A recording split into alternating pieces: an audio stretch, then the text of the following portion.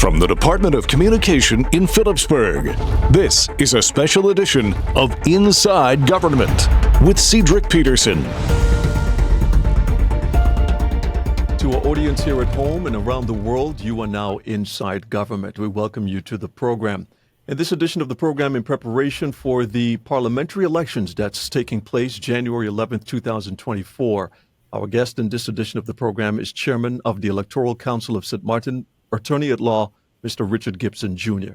Mr. Gibson, it's great to have you as a first-time guest in the program. Thank you so much for joining me. Good day, Mr. Peterson.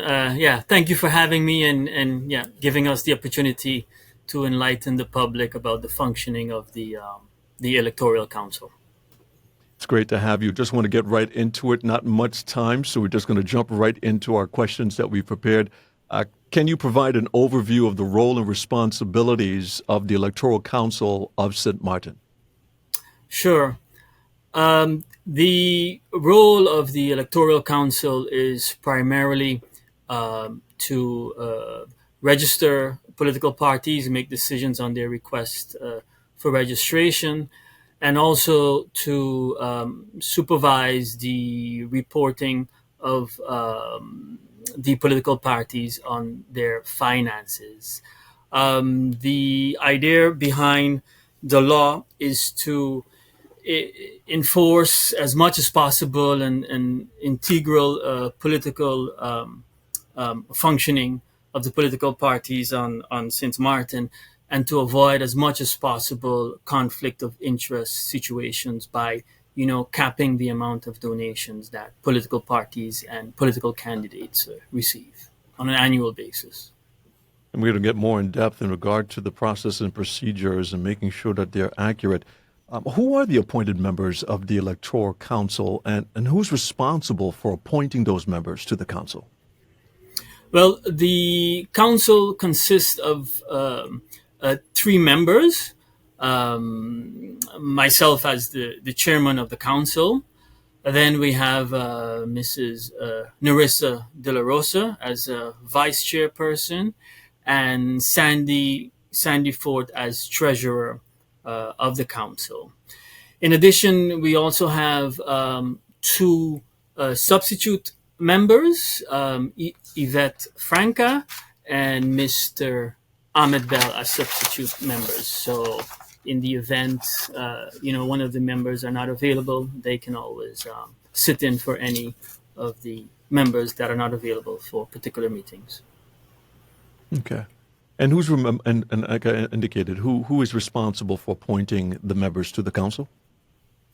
Well, the members, they are appointed by national decree, signed by the governor. So in essence, appointed by the governor and the ministers. So in a nutshell, the government. And the members are appointed upon the recommendation of an appointment committee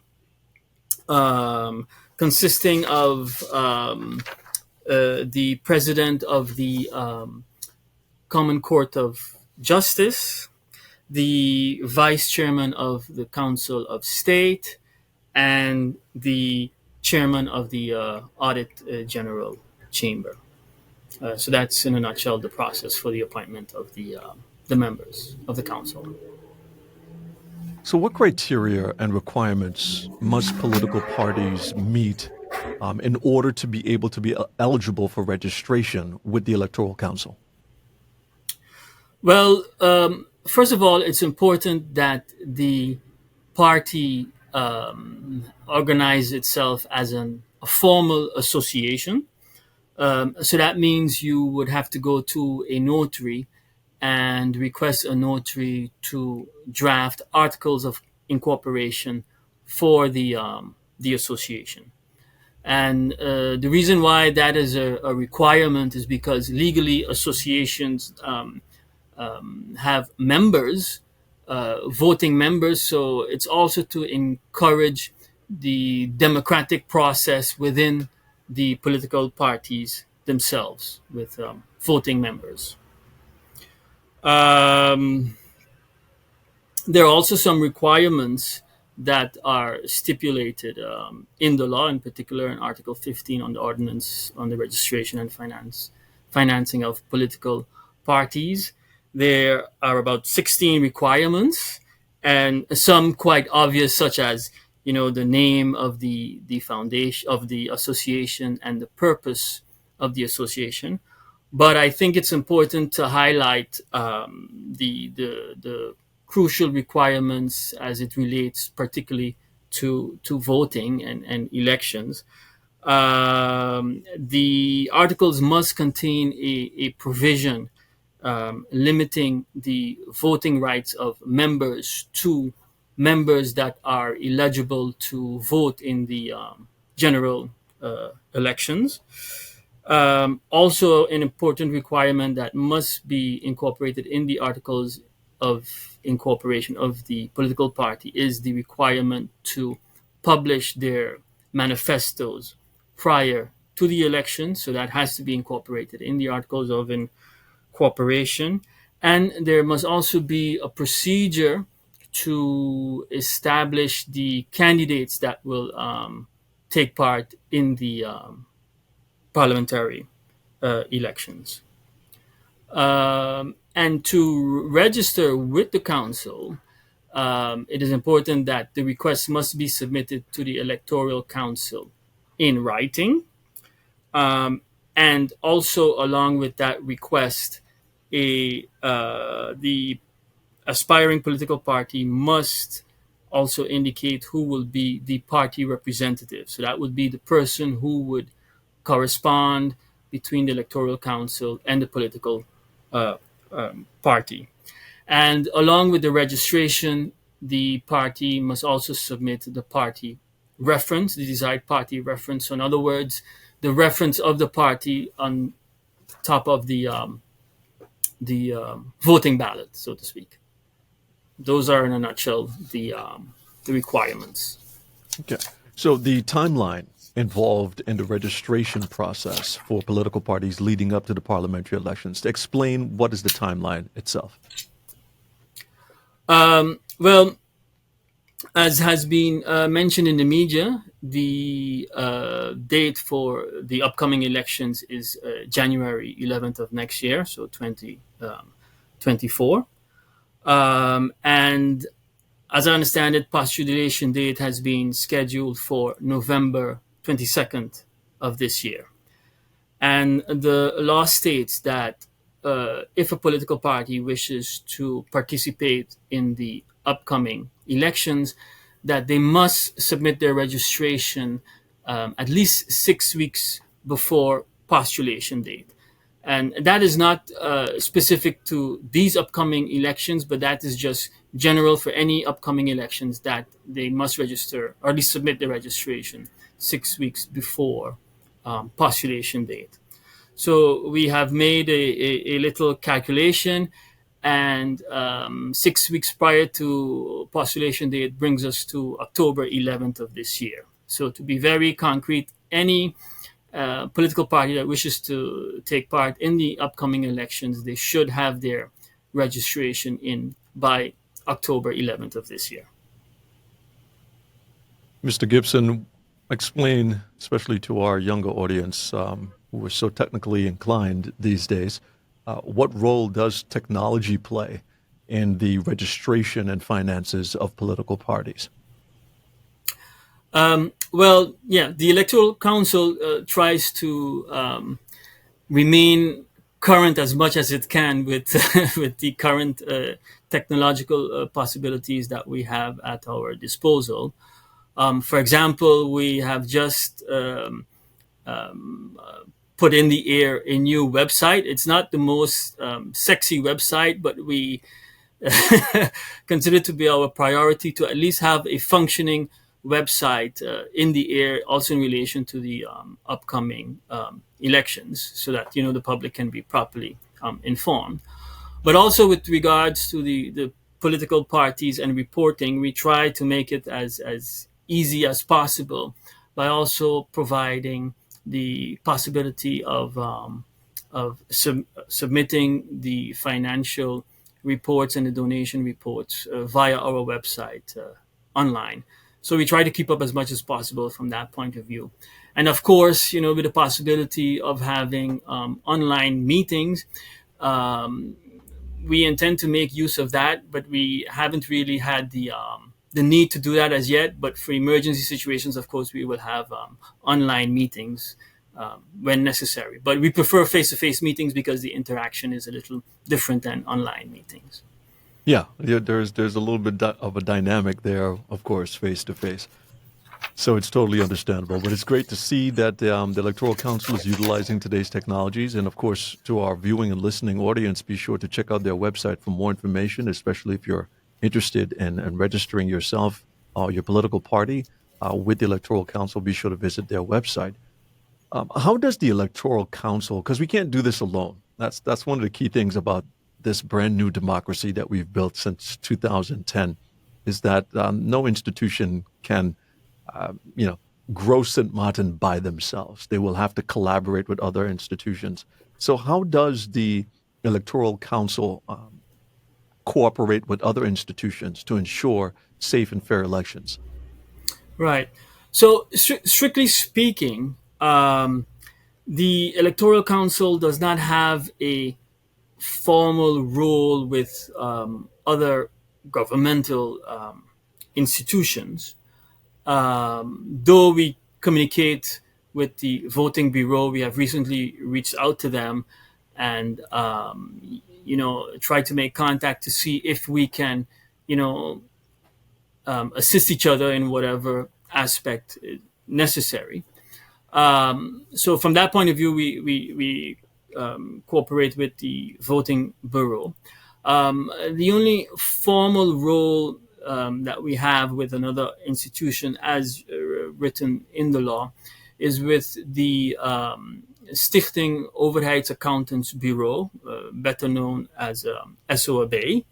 And they are available by law to provide us with advice on the financial reports that are submitted by the political parties and their candidates. So that's the only formal role we have with another institution. But of course, we're open to cooperate in any way we can with any institutions that would, facilitate democratic process integrity with the political process on St. Martin. St. Martin, I'm having an insightful conversation with the chairman of the Electoral Council of St. Martin, Mr. Richard Gibson, Jr. Stay with us. So we're going to get into our next segment. We're going to talk about the challenges the Electoral Council might have faced over the years and how they have overcome those in preparation to help us making sure that parties are registered properly. And of course, their finances are held accountable. So be sure to stay with us. More with Mr. Richard Gibson, Jr. coming up right after the break.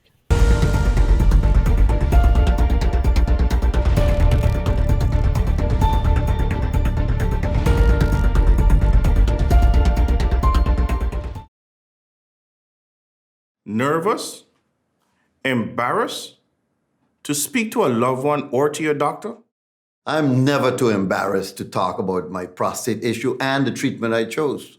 Not being embarrassed probably even saved my life. Growing up, I have always been involved in sports. I biked a lot, but I put aside my macho behavior and had a conversation with my doctor about my prostate condition. That what saved my life. Now I'm doing this to save yours. Prostate cancer is the most common cancer among men in the United States. And because of our proximity, we in St. Martin tend to have relative findings. So I am getting my prostate checked every year. Is the one leading cause of death among men of all races, but most likely to develop in older men and black men. I'm not too embarrassed to get my prostate checked. Prostate cancer is a serious disease, and I believe that early detection is better than being too embarrassed to talk to your doctor about it or to get checked. Hey, Pops, did you get your prostate checked out? See, that wasn't difficult, right? Just start the conversation. You might save a life. It may be even your own. So what are you waiting for? Man up, check up.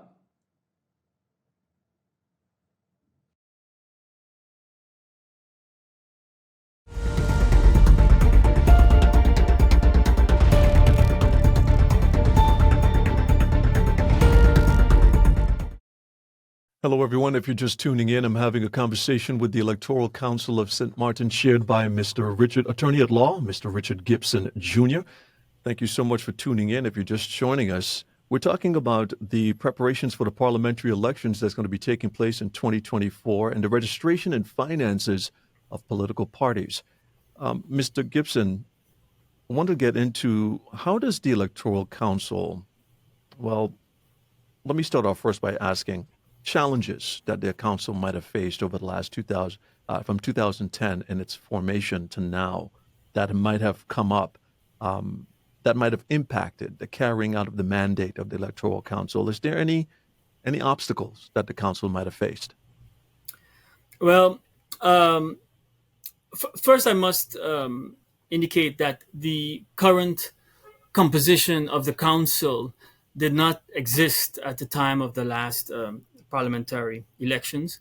So the current members of the council, they have not experienced a parliamentary election in their current role as members of the council. However, as mentioned, the Electoral Council does not have a specific role with regards to the elections themselves, and that is primarily with the voting bureau itself. So we are not exposed to any challenges as it relates to the elections themselves. But as I said before, if any issues arise and we can be of assistance to the voting bureau, we are, of course, open to assist in any manner that we can. How does the Electoral Council ensure transparency and accountability in its operations and decision-making processes? Well, what the Electoral Council does, it tries to publish as much as possible the decisions that are made. We also publish them on our website for the public to see.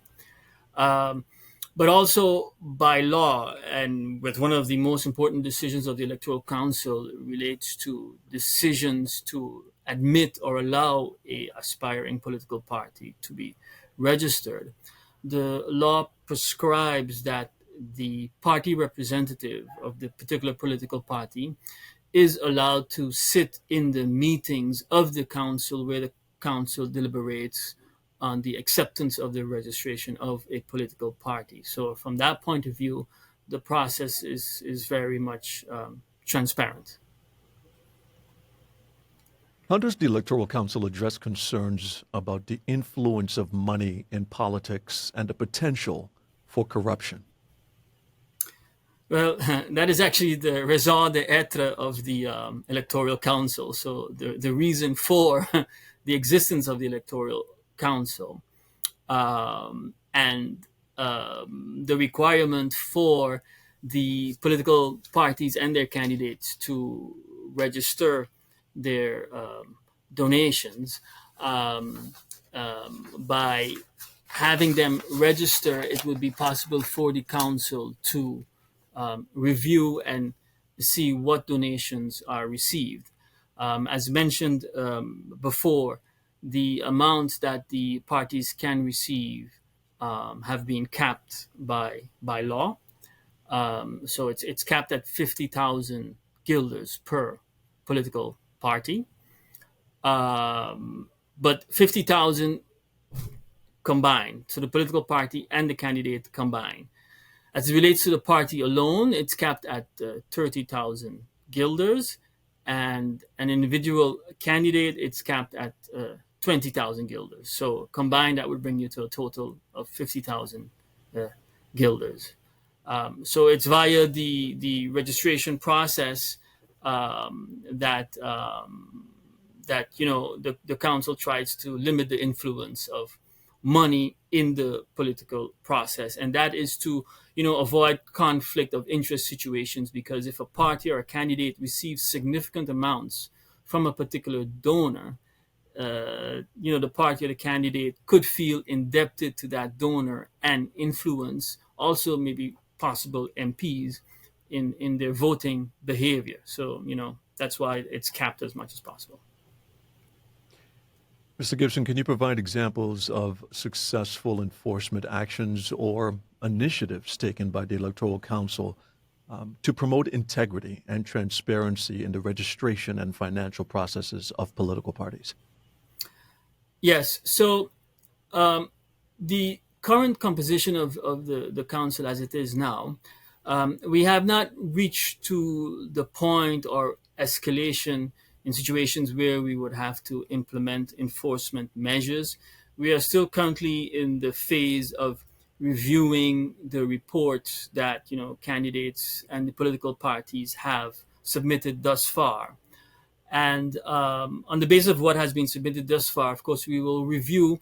And if any of the reporting is incomplete or improper, before falling back to enforcement measures, we will, of course, inform them and encourage them to supplement and correct their reporting before we resort to enforcement measures, because it's not primarily, handing down enforcement, but it's encouraging the political parties and their candidates to report as much as possible and as accurately as possible. And only in extreme situations, I believe, we would then have to resort to enforcement measures. What steps are taken by the Electoral Council to educate political parties and their members about the registration and financial requirements for parliamentary elections? We know you mentioned the website, but are there any other undertakings that the Electoral Council take? Yes. So, number one, by accepting invitations such as this one for interviews, for which we would like to thank you once again for giving us the opportunity to inform the public on the manner in which the Electoral Council functions. But we do so as well as via our Facebook. We have a Facebook account as well. So there we hope to reach a broader segment of the public. And our offices are open from 9 to 4, Monday through Friday. And Mr. Christopher Hazel, who's our policy advisor, is available to assist any members of the public that wishes to visit the offices with any information that they require. So in a nutshell, that's what we try to do as much as possible to inform the public. Another interesting question is how long does it take to get a decision after the application and registration is completed at the council? Right. So once a political party has submitted its application, the law prescribes, so the council must make a decision within 3 weeks after the application has been submitted. So it's a fairly short period of time from which you will get a reaction from the Electoral Council.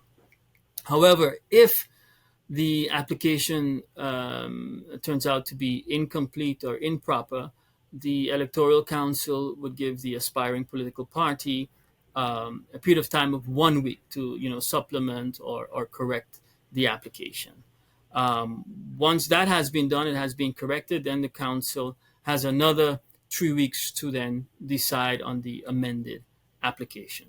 If at that point it is not correct, then the request for registration would be denied.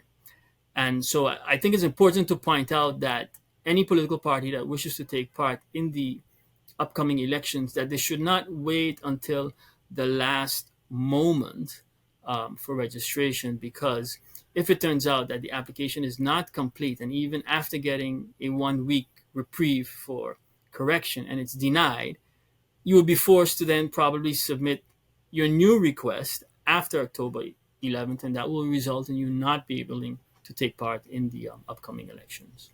So I urge them to register as soon as possible. How frequent must donation registration be submitted to the Electoral Council, and what other financial reporting requirements do political parties have to adhere to? The parties have to report on a yearly basis, once a year. Prior to the 1st of February, they have to submit their donations. The party has to submit all donations received, so the donations submitted to the party as well as the donations that have been submitted to the individual candidates. So that has to be done on a yearly basis prior to February 1st. Also, prior to April 1st, the parties have to submit what we call their annual reports. And in the annual report, they have to indicate who the current board members are, the amount of paying members, the amount of dues received from the members, and the activities that the political party conducted in the prior year. And along with the annual reports, the political party also has to submit their financial reports. And in the financial reports, they would have to report their equity position at the beginning of the year and their equity position at the end of the year. So in a nutshell, they would just have to report their total assets at the beginning of the year and at the end of the year. And then, you can see if there are any mutations from that point of view. Also, they have to submit a list of income and expenditures along with the declaration of an accountant with regards to the accuracy of that reporting. And of course, the total amount of gifts that are received does not include the dues that are paid by the regular members. That is completely separate. And it's also important to add that cash gifts or donations above 5,000 guilders are not allowed. Any amounts above that has to be done via, bank transfer. And that's also for transparency reasons. Mr. Gibson, we are running out of time, and I want to give you the opportunity to provide final words to the public of St. Martin, specifically political parties that's looking to compete within the upcoming elections or elections in the future. Final words. You have the floor. Yes, thank you very much. I think it's important for me to emphasize that, and I believe for the political candidates, that as of the moment that you are designated by your political party as a candidate for the upcoming elections, that as of that moment, you have to start registering all donations that you have received up until election day. And then there's one other requirement I would like to emphasize is that 1 month after the parliamentary elections, all candidates must report the donations they have received to the Electoral Council. That's within 1 month after the elections. And I think I should emphasize that if they do not adhere to that time frame, that it is a criminal offense and it's threatened with detention of 3 months or a 10,000 guilder fine. So I urge all candidates to please report on time to the Electoral Council. And generally speaking, I would like to wish the population of St. Martin safe and enjoyable elections for this upcoming election season. Chairman of the Electoral Council of St. Martin, Attorney at Law, Richard Gibson, Jr. Mr. Gibson, thank you so much for being a part of this edition of the program. Thank you for having me. And to our radio listeners, television viewers, and online viewers, thank you for tuning in and being a part of this edition of Inside Government. If you've missed my conversation with Mr. Gibson Jr., be sure to catch video on demand at the official Facebook page of the Government of St. Martin at facebook.com/SXMGOV. Be sure to subscribe to the YouTube channel of the Government of St. Martin, youtube.com @Government of St. Martin. And for audio playback, tune in to St. Martin Gov Radio 107.9 FM throughout the course of the day. On behalf of the Electoral Council of St. Martin and all of us here at the Department of Communication, I'm Cedric Peterson. Thanks so much for tuning in.